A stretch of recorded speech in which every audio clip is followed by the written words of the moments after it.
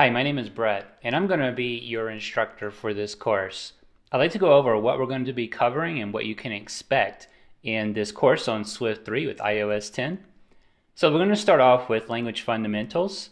We're going to use something called the playgrounds. This comes with Xcode, and it allows us to just go through and get familiar with syntax and basic functionality in Swift without having to be involved in building an application just yet.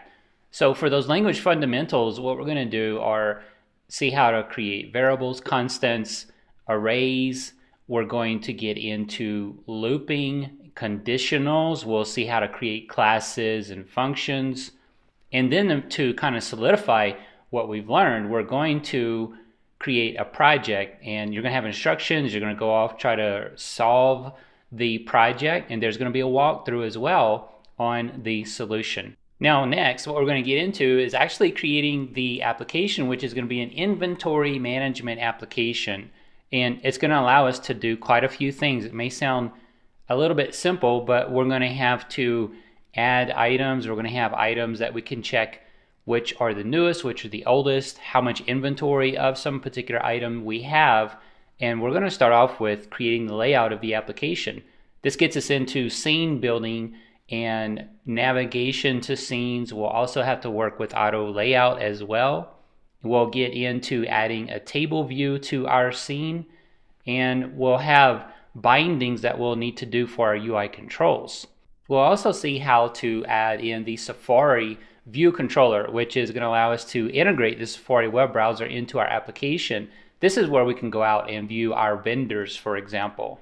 Once we have the basic application built, then we're going to get into some notifications. And these are going to be basic and interactive notifications. Now, a basic notification will just display and give you some kind of information based on some event that you've predefined to trigger the notification. Now, an interactive notification allows the user to pull down the notification, get more information, and kind of say yes, no, or whatever it may be that you're presenting to them if they want to get involved with whatever the feedback is. And then you can take them into the application to a particular area in the application and have them do something further based on whatever was happening with that notification. Then we transition into iMessage and SiriKit. So for iMessages, we're going to integrate our application so that it can be used in iMessages. And we're going to see how to do that using the extension. So iMessage is an extension. We're going to add it in our application. Then we're going to use SiriKit, which will allow us to basically call up our application and again use it through messages to send a message via our application. Now the course ends with core data integration.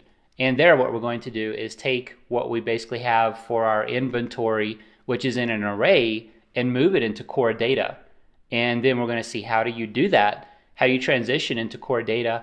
How do you get items out of core data?